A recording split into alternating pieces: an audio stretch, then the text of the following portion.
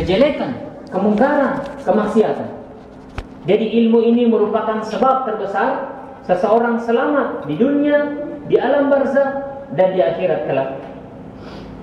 Saudara-saudaraku kaum muslimin rahimani wa rahimakumullahu jami'an. Kita akan bahas tentang keutamaan ilmu dan keutamaan ulama, orang-orang yang mempelajari ilmu. Allah Subhanahu wa taala di dalam Al-Qur'an tidak pernah memerintahkan nabinya untuk meminta tambahan anak, istri, harta, atau apa saja. Tapi ada satu yang Allah perintah Rasulullah SAW untuk meminta tambahan, yaitu tambahan ilmu. Allah Subhanahu wa taala mengajarkan nabinya Muhammad SAW, Rabbi zidni ilman, ya Tuhanku, tambahkanlah ilmuku. Padahal tidak pernah ada nabi disuruh oleh Allah untuk meminta tambahan. Minta tambahan harta, istri, atau anak, atau kekuasaan, atau apa saja. Tapi satu-satunya yang Allah perintah, yaitu untuk minta tambahan, adalah tambahan ilmu. Dan ini menunjukkan permintaan dari seorang hamba yang paling mulia, yaitu para nabi. Kemudian yang diperintah Allah, zat yang maha mulia, Allah perintah nabi untuk meminta tambahan ini. Dan ini menunjukkan bahwa ilmu itu keutamaan yang sangat luar biasa.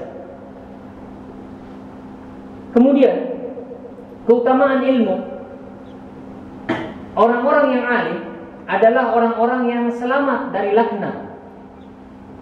Di dalam hadis yang sahih diriwayatkan oleh Imam Tirmidzi, Rasulullah SAW bersabda, "Ad-dunya mal'una."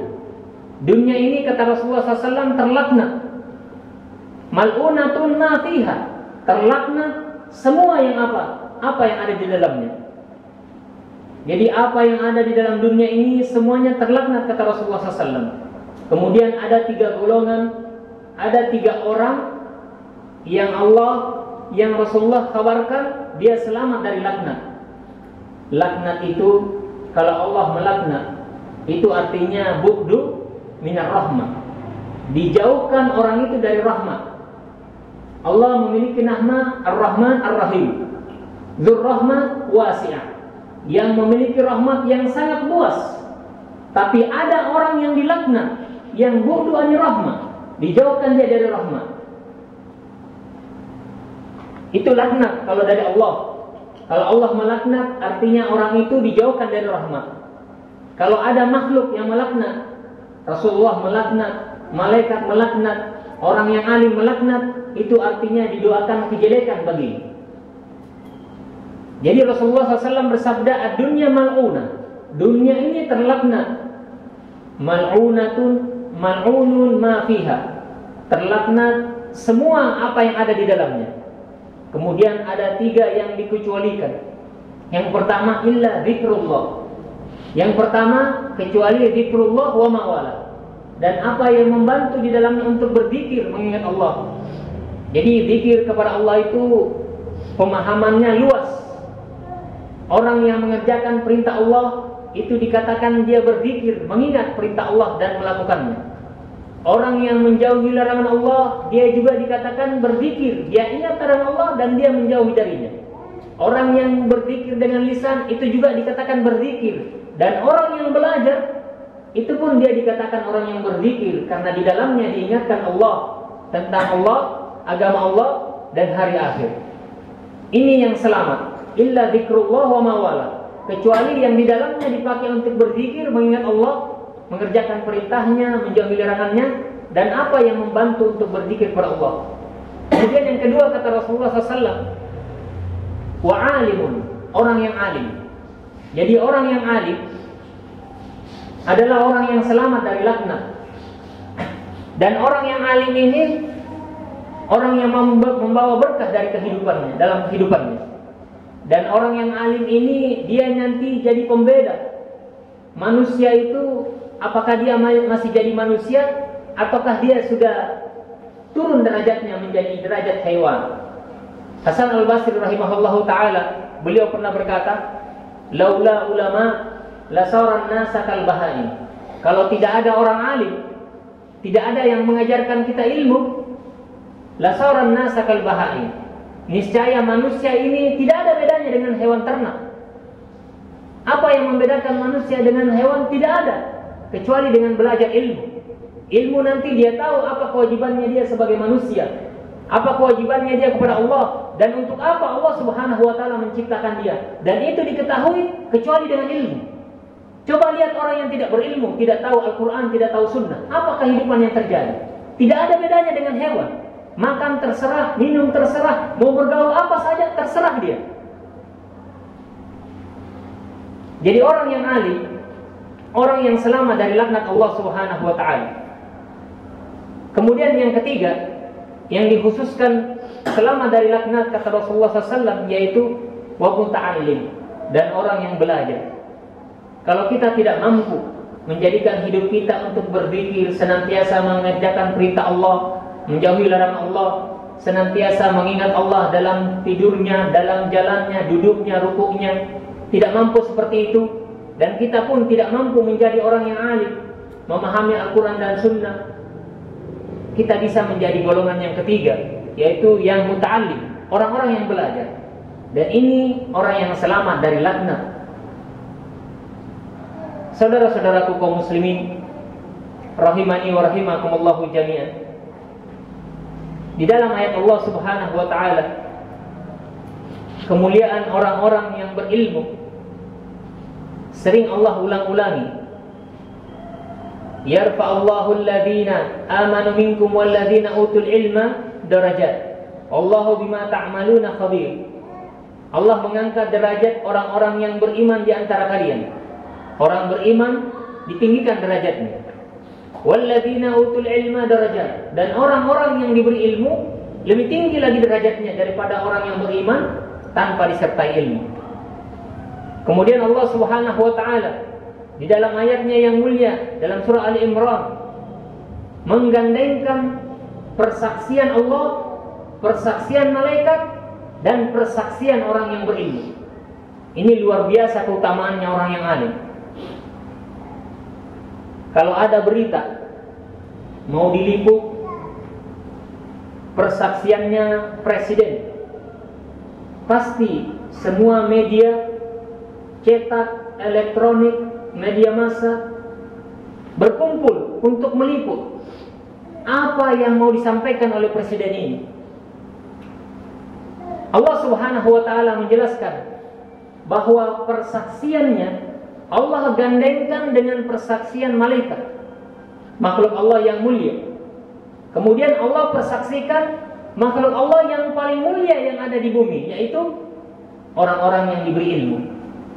Dalam surah Ali Imran ayat ke-18, Allah Subhanahu wa taala berfirman, "Syahidallahu."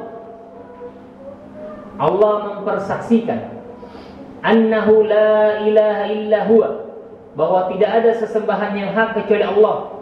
Wal malaikah, dan malaikat. Allah menggandengkan persaksiannya dengan persaksian malaikat. Wa ulul ilm, dan persaksiannya orang-orang yang diberi ilmu. Allah Subhanahu wa taala mengangkat derajat orang-orang yang berilmu dan menggandengkan persaksiannya dengan persaksian malaikat dan persaksian orang-orang yang diberi ilmu. Qa'iman bil qist, yang tegak di atas kebenaran, di atas keadilan. La ilaha illa huwal azizul hakim, yang tidak ada sesembahan yang hak kecuali Dia, Al-Aziz, yang Maha Perkasa, Al-Hakim, dan Maha Bijaksana. Jadi ini keutamaan yang tidak dimiliki oleh makhluk yang tidak berilmu. Kalau ucapannya kita digandengkan dengan ucapannya gubernur, luar biasa. Ucapannya kita digandengkan dengan ucapannya presiden, luar biasa. Pasti kita akan diselidiki, siapa orang ini? Kok bisa namanya disandingkan dengan presiden? Apa kedudukan dia? Apa kelebihan dia? Pasti kita bertanya seperti itu. Nah, ada persaksiannya orang, Allah gandengkan dengan persaksiannya, yaitu persaksian ulul ilm, orang-orang yang diberi ilmu.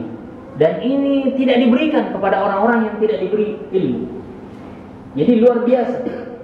Firman-firman Allah itu pasti benar. Dan Allah Subhanahu wa taala menggandengkan persaksiannya dengan orang-orang yang diberi ilmu. Kemudian di dalam hadis-hadis yang lain diriwayatkan oleh Imam Ahmad dalam musnadnya, Abu Dawud, Tirmidzi, Ibnu Majah dan yang lainnya dengan sanad yang sahih dari sahabat Abu Darda radhiyallahu taala anhu. Beliau berkata, qala Rasulullah sallallahu alaihi wasallam, man salaka tariqan yatlubu fihi ilman salakallahu bihi tariqan min turuqil jannah. Barang siapa yang menempuh satu jalan, dia berjalan itu tujuannya yatlubu fihi ilman, dia mau cari ilmu. Kalau kita berkata ilmu, ada ayat di situ lafadznya ilmu, ada hadis di situ lafadznya ilmu. Yang diinginkan di situ adalah ilmu syar'i, ilmu tentang Al-Quran dan Sunnah, bukan ilmu dunia. Ilmu dunia itu tidak ada yang fardu ain hukumnya. Ilmu dunia itu maksimal sekali fardu kifayah. Itu hukum ilmu dunia, maksimal sekali fardu kifayah, tidak ada yang fardu ain. Tapi kalau ilmu agama terlalu banyak yang fardu ain. Ilmu tentang Allah, tauhid, ilmu tentang rukun iman, rukun Islam, tentang puasa, sholat, zakat, dan semua yang sifatnya wajib, itu fardu ain untuk kita pelajari. Dan haram, berdosa kalau kita tidak mengetahui. Ada orang yang tidak tahu tentang tauhid, mana syirik. Bagaimana dia bisa beragama dengan agama yang benar kalau dia tidak bisa bedakan ini tauhid, ini syirik? Ada orang tidak belajar sholat, bagaimana dia bisa tahu sholat yang benar dengan yang salah? Ada seorang muslimah, dia tidak tahu bagaimana bersuci, bagaimana dia bisa diterima sholatnya? Bersuci saja dia tidak tahu. Jadi terlalu banyak ilmu yang hukumnya fardu ain. Adapun ilmu dunia maksimal sekali itu fardu kifayah. Tidak ada ilmu dunia yang maksimal sampai fardu ain. Jadi orang yang menempuh satu jalan, kemudian di jalan itu tujuannya mencari ilmu agama. Apa kata Rasulullah? Sallallahu bihi tariqan min turuqil jannah. Maka Allah mudahkan dia. Siapa yang mudahkan? Allah Subhanahu wa taala. Allah yang mudahkan dia untuk menempuh jalan menuju surga. Jadi dengan sebab dia berilmu, dia tahu kebenaran, dia ikut kebenaran. Dengan sebab dia berilmu, dia tahu kemaksiatan, dia tinggalkan, dia jauhkan diri dari kemaksiatan. Dan itu menjadi sebab untuk memudahkan dia masuk ke dalam surga. Kemudian kata Rasulullah SAW, innal malaika, sesungguhnya malaikat, la tada'u ajnatuha, dia meletakkan sayap-sayapnya, li talibil ilmi, bagi orang-orang yang mencari ilmu, ridon bima yasna, karena malaikat itu ridho dengan apa yang dia lakukan. Jadi ini malaikat tawadhu, merendahkan diri, meletakkan sayapnya karena dia ridho terhadap orang yang mencari ilmu. Kemudian tidak sampai di situ kata Rasulullah, wa innal alim, dan orang yang alim, la yastaghfiru lahu ma fis samawat, akan diminta ampunan, senantiasa diminta ampunkan dia man fis samawat, apa-apa yang ada di langit. Jadi apa yang ada di langit, para malaikat itu senantiasa memintakan ampunan bagi orang-orang yang alim. Wa man fil ardi, dan apa yang ada di bumi. Kita tidak tahu jumlahnya malaikat berapa, dan juga kita tidak tahu berapa jumlah makhluk yang ada di bumi. Tapi kata Rasulullah, semua penduduk langit dan semua penduduk bumi itu senantiasa la yastaghfirullah, meminta ampunkan bagi orang yang alim. Jadi orang yang alim ini luar biasa. Dia memiliki ilmu. Dia memiliki ilmu. Dengan ilmu, karena ilmu itu kemuliaan, keagungan, dia miliki itu ilmu. Penduduk langit, penduduk bumi sudah senantiasa meminta ampun untuk dia. Ya Allah, ampuni dia, beri dia rahmat, gugurkan kesalahannya, tutupi aib dan dosanya. Bahkan kata Rasulullah SAW, wal haitan fil jawfil ma, walaupun ikan yang ada di kedalaman air laut pun senantiasa meminta ampunkan dia. Jadi ini kata Rasulullah SAW menjelaskan tentang keutamaan orang yang alim. Kemudian kata Rasulullah, inna fadlul alim alal alim. Sesungguhnya keutamaan orang yang alim, orang yang berilmu, alal abid, di atas orang yang beribadah. Abid itu dia beribadah, modal tenaga. Kalau alim itu dia memiliki ilmu. Jadi keutamaannya orang yang berilmu dibandingkan dengan orang yang ibadah tapi tidak ada ilmunya. Perumpamaannya yang Rasulullah berikan, kafadlil qamar lailatal badr ala sa'ir kawakib. Perumpamaannya seperti rembulan di malam purnama dibandingkan dengan seluruh bintang gemintang. Jadi tidak bisa dibandingkan. Rembulannya purnama itu satu dia. Tapi kalau dia muncul itu rembulan purnama, dia bisa menghilangkan gelapnya malam. Padahal dia satu ini, yang namanya purnama itu satu. Tapi seluruh bintang gemintang yang jumlahnya berapa? Miliaran mungkin triliunan. Mungkin tiap malam dia ada, tapi tidak menghilangkan gelapnya malam. Jadi ini luar biasanya orang yang alim. Dia sendiri, seorang diri, tapi dia perumpamaannya sama seperti rembulan di malam purnama dibandingkan kasairil kawakib, semua bintang gemintang. Tiap malam ada itu bintang. Jumlahnya miliaran, mungkin triliun. Tapi tiap malam itu tidak terang. Bahkan walaupun dia ada, tetap gelap. Tapi coba muncul satu bulan dan itu purnama, hilang kegelapan malam. Ini perumpamaan yang sangat sempurna yang Rasulullah sendiri yang berikan. Fadlul alim alal abid. Perumpamaan orang yang alim dibandingkan dengan orang yang ibadah tapi tidak ada ilmunya.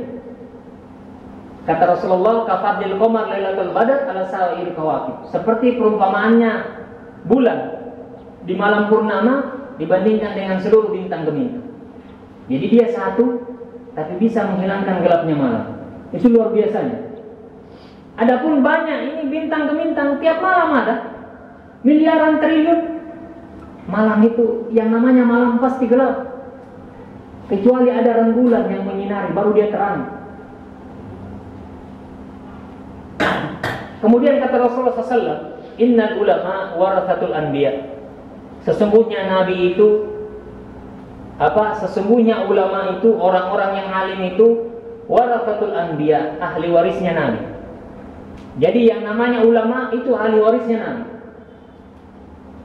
Kita itu berpikir, kalau ada raja, dia wariskan kerajaannya kepada seseorang, berarti ini orang luar biasa. Karena warisan dari raja itu luar biasa. Tapi tahukah kita bahwa orang yang alim itu warisan yang dia dapatkan itu dari nabi? Tahu nabi? Kenal nabi itu apa? Nabi itu manusia pilihan yang Allah pilih dia. Tidak semua orang bisa jadi nabi. Dan nabi itu makhluk termulia yang ada di bumi. Dan ketika orang mempelajari ilmu, la haula wala quwata illa billah, dia telah mendapat warisan dari makhluk yang paling mulia, yaitu nabi. Innal ulama warathatul anbiya. Orang alim itu dia ahli warisnya nabi. Wa innal anbiya, kemudian kata Rasulullah, sesungguhnya para nabi itu lam yurithu dinaran wala dirham. Nabi itu tidak pernah mewariskan dinar, uang emas, wala dirham, dan tidak pula uang perak. Innama warathatul ilm. Yang Nabi wariskan itu adalah ilmu. Wa man akhadahu akhadha bihadzin wafir. Siapa yang mengambil warisan itu, kata Rasulullah, sungguh dia telah mengambil bagian yang sangat sempurna. Orang bisa berbangga ketika dia diwariskan tahta kerajaan atau kepemimpinan. Tapi tahukah kita, kalau orang berilmu, dia itu ahli warisnya nabi. Dan jelas mungkin seorang raja ada yang adil, ada yang zalim. Tapi kalau ahli waris nabi, tidak mungkin ada nabi yang salah, tidak mungkin ada nabi yang zalim, yang tidak baik. Kemudian dia wariskan sesuatu dan kita ambil warisan itu. Wa man akhadahu, kata Rasulullah, faqad akhadha bihadzin wafir. Sungguh dia telah mengambil sesuatu yang sangat sempurna. Jadi ilmu itu tidak bisa dibandingkan dengan apapun. Ilmu agama ini tidak bisa ditukar dengan apapun. Mau tahu? Saya dekatkan pemahamannya. Rasulullah SAW bersabda, "Rak'atul fajri khairu minad dunya wa ma fiha." 2 rakaat sebelum subuh, kata Rasulullah, ini hadisnya sahih riwayat Imam Bukhari dan Muslim, khairu minad dunya wa ma fiha, lebih baik daripada dunia dan seluruh isinya. Ini salat sunnah, ini tidak wajib, tidak wajib salat sunnah. Kata Rasulullah, khairu minad dunya wa ma fiha, dia lebih baik daripada dunia dan seluruh isinya. Padahal ini sunnah ini.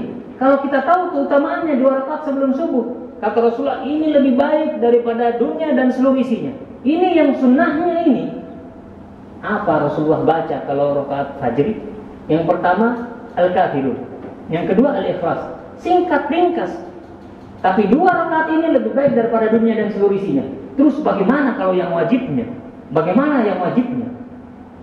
Ini baru sunnahnya saja lebih baik daripada dunia dan seluruh isinya.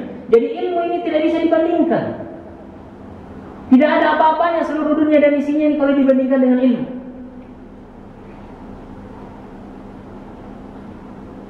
Itu pendekatan pemahaman bahwa ilmu agama ini tidak bisa Anda bayangkan. Nah, sekarang disinilah letak kekurangannya kita. Ilmu dunia yang kita tuntut dari TK, SD, SMP, SMU, kuliah S1, S2, S3. Apa tujuannya? Supaya mencari masa depan.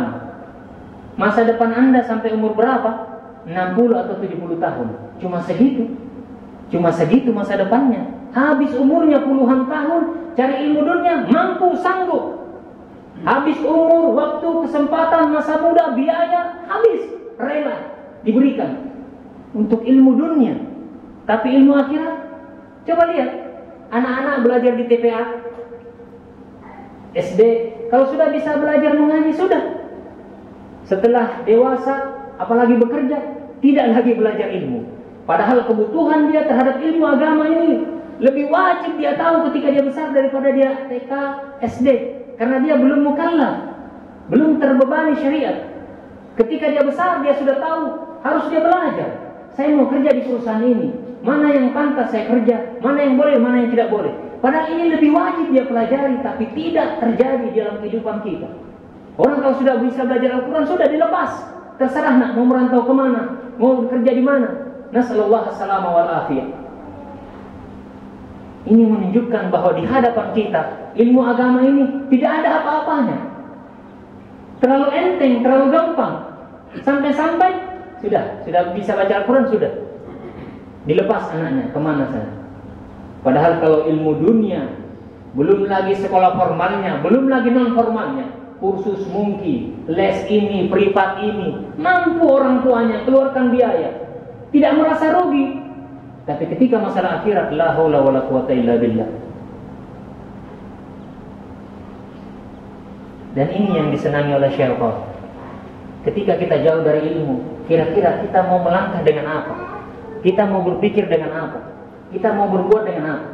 Ketika Al-Quran, sunnah ini kita jauhi, dan itu dikatakan orang modern, tahukah kita bahwa ini kemunduran? Kita kembali lagi ke zaman jahiliyah. Zaman sebelum adanya Al-Quran, sebelum adanya sunnah, sebelum diutusnya Nabi dan Rasul. Jadi ketika kita menjauh dari Al-Quran, kita kembali lagi ke zaman jahiliyah. Zaman jahiliyah, sebelum diutusnya Rasul, itu dikatakan jahil. Zaman jahil, zaman jahiliyah. Dari kata jahil itu artinya bodoh. Kenapa sebelum diutusnya Rasul dikatakan zaman jahiliyah? Apakah ketika itu tidak ada orang yang berpikir? Apakah ketika itu tidak ada orang yang berakal? Kenapa dikatakan alam zamannya zaman jahiliyah? Karena ketika itu tidak ada wahyu, tidak ada nabi yang diutus oleh Allah untuk menyampaikan kebenaran kepada makhluk. Jadi semua orang berada dalam kesyirikan, dalam kesesatan, dalam penyimpangan. Nah, ketika diutusnya Rasulullah, berakhirlah zaman jahiliyah. Tidak ada sekarang zaman jahiliyah. Kalau ada orang katakan sekarang jahiliyah modern, itu ucapan yang salah. Di tengah kita ada Al-Quran, di tengah kita ada sunnah Rasulullah SAW. Zaman jahiliyah itu zaman tidak ada Al-Quran, tidak ada wahyu. Jadi tidak bisa sekarang dikatakan jahiliyah modern. Ada Al-Quran di tengah kita. Ini mukjizat Rasulullah yang terbesar, mengalahkan mukjizat Mi'raj. Karena mukjizat Rasulullah Al-Quran ini tidak akan sirna sampai datangnya hari kiamat. Hidayah, petunjuk ada, dan terus menerus ada sampai menjelang hari kiamat nanti. Dan ketika kita berpaling dari ilmu ini, kita condong kepada dunia dan ilmu dunia, kita kembali lagi mundur ke zaman jahiliyah. Hanya pertanyaan sekarang, dimaafkankah kita? Ini yang jadi masalah. Ketika kita kembali jahil, dimaafkankah kita? Allah Subhanahu wa taala salah satu hikmah mengutus para nabi dan para rasul, Allah jelaskan li'alla yakuna linnas hujjah ba'da rasul, supaya tidak ada argumen manusia lagi setelah Allah mengutus rasul. Tidak ada alasan Anda. Tidak ada alasan Anda. Allah Subhanahu wa taala berfirman dalam Al-Qur'an, "Wa ma kunna mu'adzibin hatta nab'atsa rasul." Kami tidak akan mengadab, tidak akan menyiksa, tidak akan menghukum satu kaum atau seseorang hatta nab'atsa rasul. Sampai kami utus rasul atau sampai ajaran rasul ke telinganya. Sekarang tanya diri Anda, sampai ke ajaran Islam ke telinga Anda? Ketika sampai, tidak ada uzur. Semua orang yang Allah azab pasti karena sudah sampai ke telinganya ilmu. Fir'aun itu kurang ajarnya. Sebelum Nabi Musa alaihissalam lahir, dia sudah kurang ajar. Dia sudah musyrik dan dia sudah proklamirkan diri disembah. Tapi kenapa nanti ada Nabi Musa baru dia diazab? Kenapa? Karena sudah sampai ajaran Nabi ke telinganya. Dia yang memerintahkan bunuh semua